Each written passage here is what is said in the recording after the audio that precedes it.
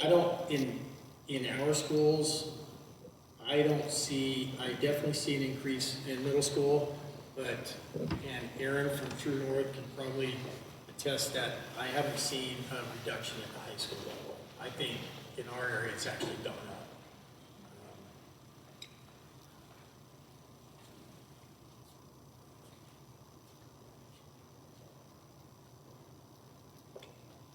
The one that jumped out at me was this one in blue. The 1 in 4 of current youth e-cig users use an e-cig product every day. And I know a lot of the information I get, I'll ask Erin, or I get it from kids. And I talk to kids and ask them, what's it like sitting through a 50-minute class? Because we know that nicotine is addicting. And, you know, it's like they get the jitters. They can't do it. That's why they get up and go to the bathroom so much. Or they spend so much time in the bathroom between classes, trying to get as much as they can before they go sit in a 50-minute class. But can you imagine if you have 900 students and 1 in 4 of them is hitting one of these every day? And ultimately, what does that do? It disrupts your ability to learn, you know, or function in an educational setting.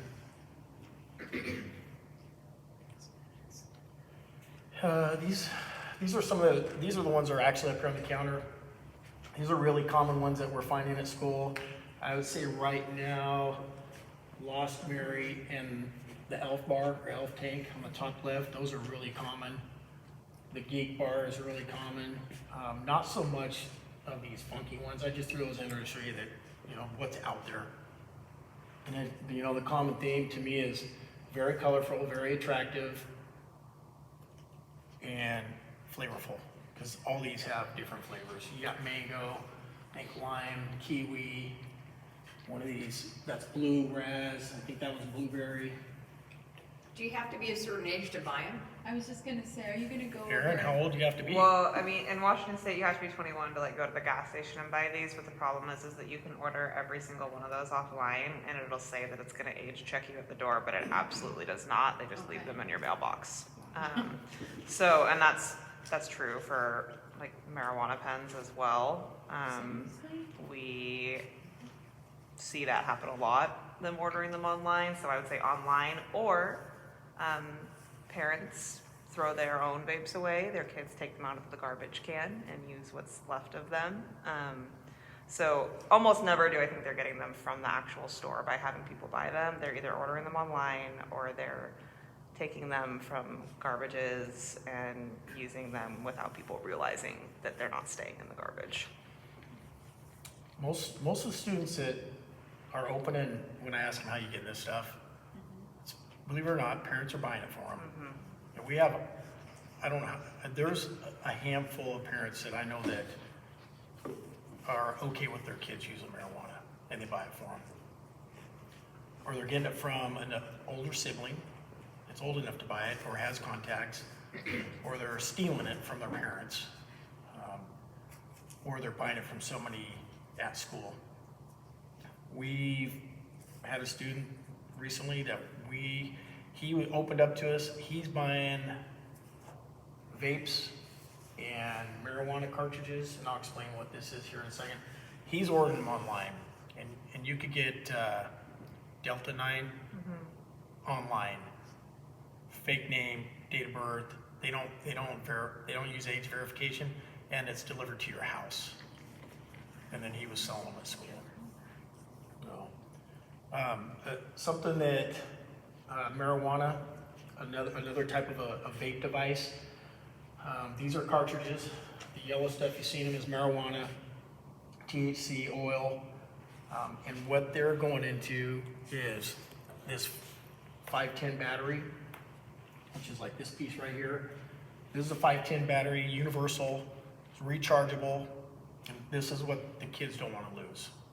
So what they do is once they got one of these, then they buy these, and they screw them into the top. There's a little thread here, and then hit this, take a hit, and you know they're getting their marijuana. I've seen an increase in these this year. the last few weeks, maybe a few weeks before Christmas, kind of went down a little bit. And I think part of the reason was a few of our students are no longer in our building. But I think the first few months at the high school, it was definitely an increase in marijuana use.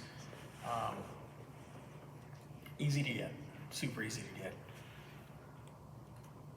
So, you parents here, if you want some really good information for just information on vapes, alcohol, drugs, this Natural High website is a really good one for parents or educators.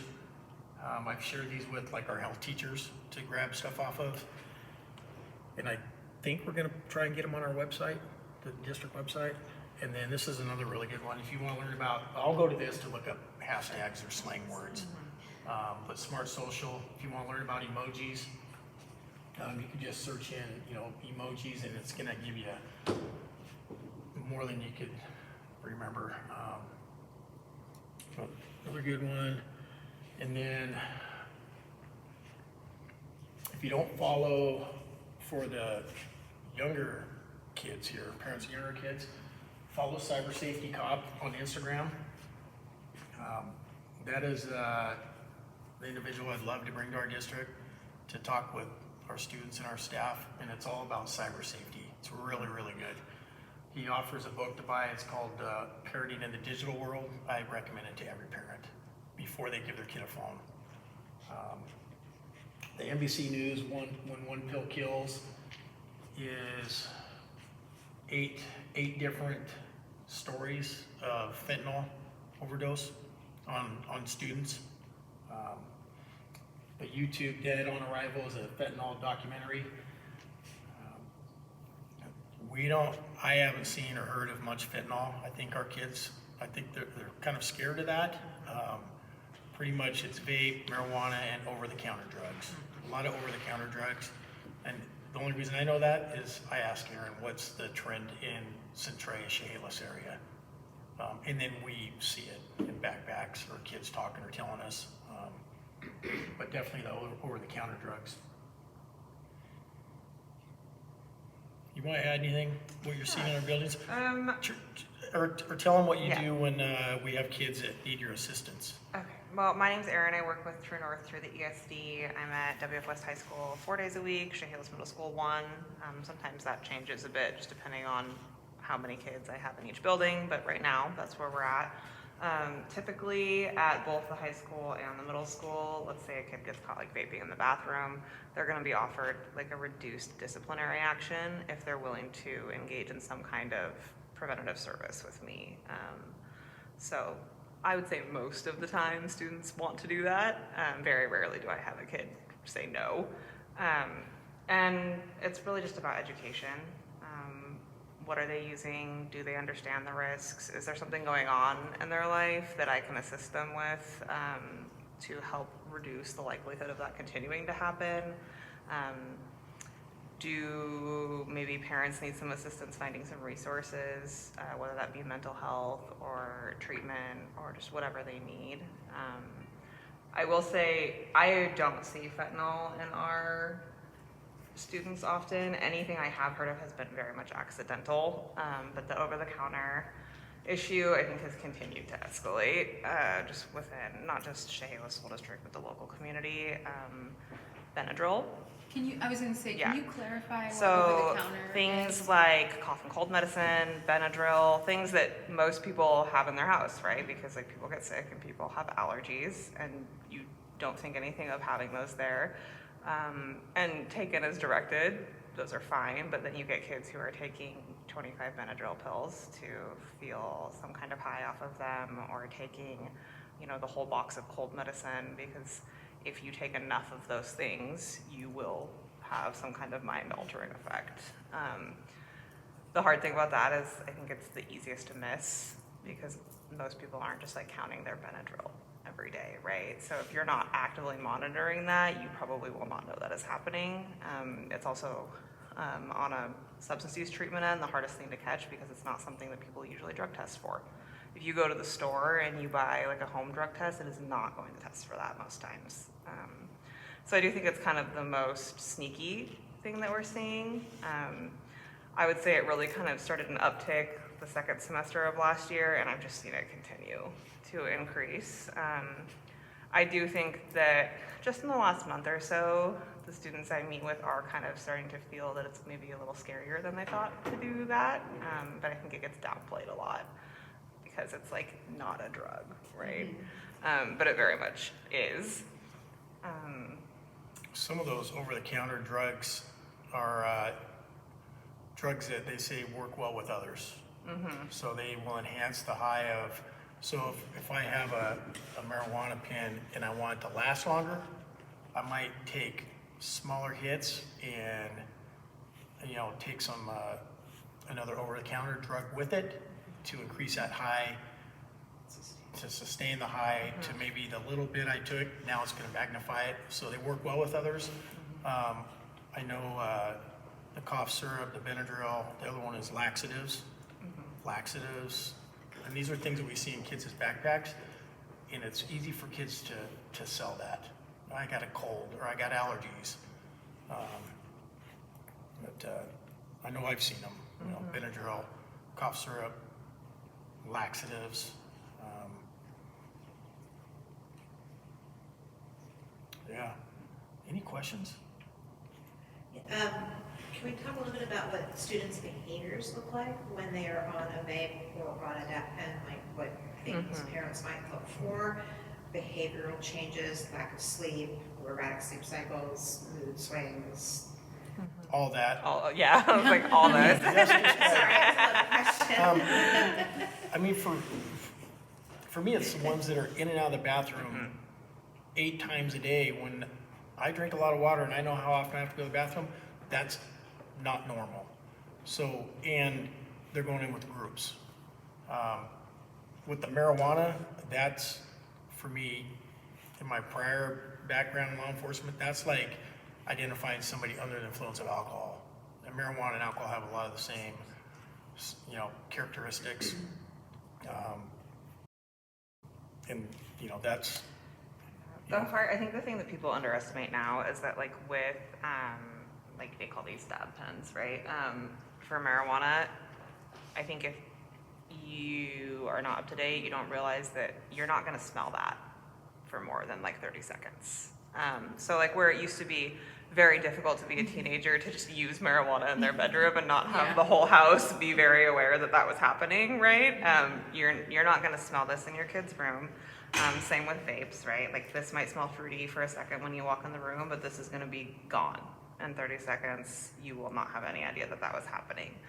So it's really easy now for kids at home, at school, or wherever to just kind of like step around a corner for a minute and you'll never see this, never smell it, and then they're back like nothing happened. I think as far as vapes go, I would just watch for strange occurrences of leaving, right? Like, are they going to the bathroom constantly? Do they suddenly need to like, you know, go take a phone call outside all the time? Like, are they just acting erratic in their kind of behavior patterns for when you can or can't see them?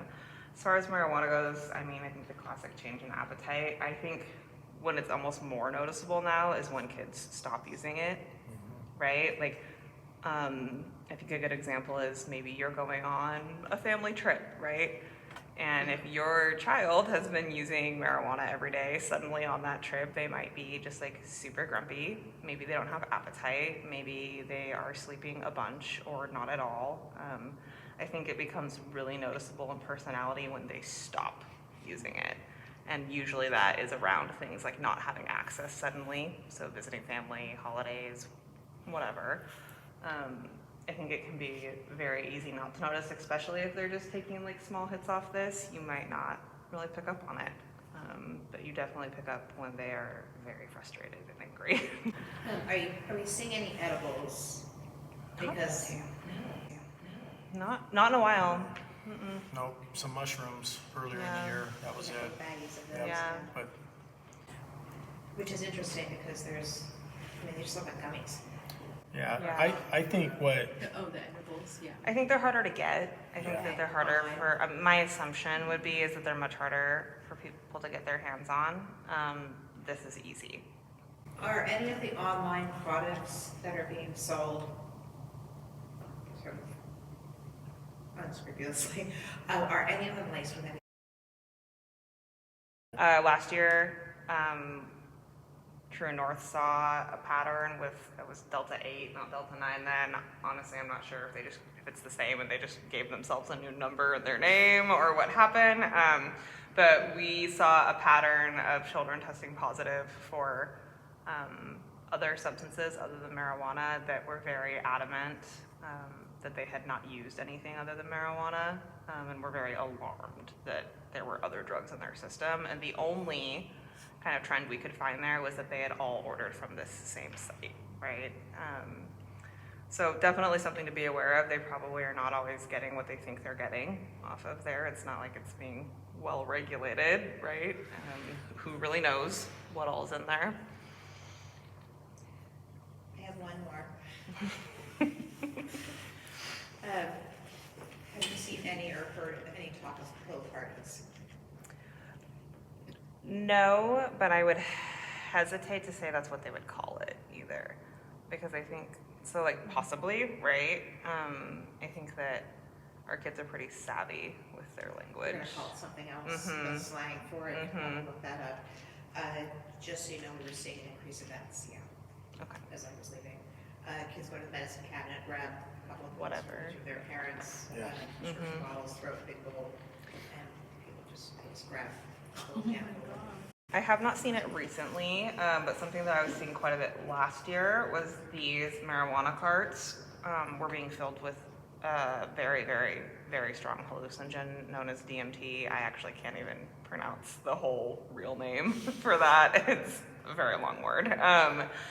And kids were being given marijuana cartridges that had that in it and were not aware. And so they were inadvertently using these extremely strong hallucinogens and having no idea that they were doing that.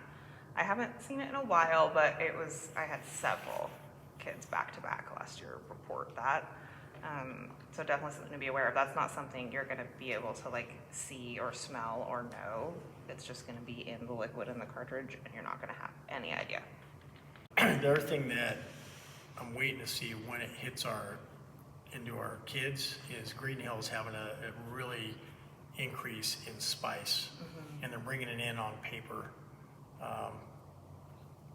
and then they'll cut it up and sell little tabs of paper that's, spice. I haven't heard or seen in our school district, but I know Green Hill right now, that's what they're having overdoses daily now on that stuff. Is that the synthetic marijuana? That's the last I heard was. It was very popular about 10, 15 years Yeah. ago, and then kind of fell off Yeah. the radar for a really long time. I think what they're doing is, they're trying to crack down on Green Hill and the fentanyl problem, but Yeah. when there's certain papers that these kids have rights to, like legal papers, well, when they're, soaked with spice and they're getting them in there and cutting them up, they're making a big profit on it. So I can imagine it's gonna be in our community, if it already isn't. I'm sure it will be. I haven't heard anything yet, but things don't usually just stay isolated, right? Yep. Usually once we hear it somewhere, we hear it somewhere else, and it continues to grow for a while. Any questions? Any more? We good? Recommendations if you suspect your kid is struggling with this, or their friends are, or what is the next steps? I would recommend parents to email ewhite@chehalis.schools.org and reach out to Erin. She mentioned that some of our students are given the option to go work with her as a discipline tool, but that's not the only way we get kids to her. If we have a student that we think is struggling with, alcohol, drugs, or over-the-counter stuff, anything, we just email her with the student's name and a little like, hey, you know what, I've heard, and she'll contact them and go that route. So she's a good tool for us and these kids. But yeah, I would tell parents to reach out to ESD 113, the behavioral health, or email Erin. Yeah, and I would just say, I just want to be clear that I do 2 different jobs in the district. I am a licensed substance abuse counselor. I can provide substance abuse treatment through True North. That is not my only job, and just because I meet with a kid doesn't mean that that child needs treatment per se. I have a large focus on preventative services so that we can apply interventions before kids need any kind of treatment, right? Like that's the goal, is to be able to provide assistance before treatment is necessary. So that can look like lots of different things, not just around substance abuse. I also do some work with kids who maybe have a family member who has a substance abuse issue that just needs some education on how that could impact them. I also do work with kids who maybe need some coping or social skills. I am not a licensed mental health counselor, but some lower level mental health things like that I can address as well. So you do not have to suspect your child is using substances in order to refer them to me. There are other services I can provide, even if it's just connecting them to some resources that would be appropriate for them. I have one last quick question. Anybody selling their ADHD drugs, either Adderall, is Oh, that yes. going around? Yes. That's kind of old now. Yes. That's kind of old school. I think it was Yeah. bigger last year, but absolutely, yes. And especially like if you have a child who's prescribed ADHD medicine, I would just encourage you to monitor that very well, because lots of times children are not personally abusing it, but they are selling it. So a student might not have a substance use issue themselves, but they might be choosing to sell that medication because it is expensive. And I have not seen that so much this year, but I have definitely seen it before. Any prediction of what we might be coming up against in the next couple of years? Is there a trend that's starting to bubble up that we're not paying attention to? I think that in comparison, maybe with other districts, we have less like traditionally harder drugs, right? But the kids that we have using marijuana are using it to the extreme. I mean, and like this, the thing about dab pens is this is not like the marijuana that was smoked in 1985, right? Like this is not 7% THC. Yeah. This is 90% THC. So when kids are taking 3 hits of this, they are not taking 3 hits of the marijuana that we knew pre-legalization. So I would just say that, of course there's going to be outlying cases of people using an increased amount of like more significant substances in some people's view, but the kids that we have who are using marijuana are using exorbitant amounts of it. It's really a lot. I'm just going to add, I don't know if kids understand the dosages in those devices, and they're just hitting them whenever they want, and I don't know the average lifespan of a couple of hits of, like, a comparison to a cigarette pack, but I know they vary by size and intensity and dose, but I don't think kids are aware of just how much they're doing. And when I do in the freshman classes, when I do vaping presentations to kind of like give them education on this, right, is the whole goal, is so that they can at least make an educated choice. We talk about the milligrams of nicotine in vapes, and also I include in there the THC percentage, because students really love to say it's just weed, and that does not mean the same thing anymore. Thank you guys. Thank you guys. Yeah. You get to be here because of a full-time because of a grant. Yeah, partially. The prevention side of my job is grant funded. How long does that grant continue, and is there anything we can do to continue to help support the grant? I would say I can't answer how long it continues. I know that many of those grants were cut last year and that we managed to protect mine. The substance treatment side of my job is not, I don't necessarily need a grant to do that, but the prevention side of my job is. And You guys are also short-handed. yes, I think we hired someone today though. So that's, yay. Yes. But I would just say, just continue to refer kids, right? Like Keep you busy. the state is gonna fund and put services in where they are used. So if they're looking at grant sites and they're saying this school referred 120 kids last year, this school referred 7, they're gonna leave the services where they're being the most utilized. So that would be what I would say is just the most important, is just, if you got it, use it.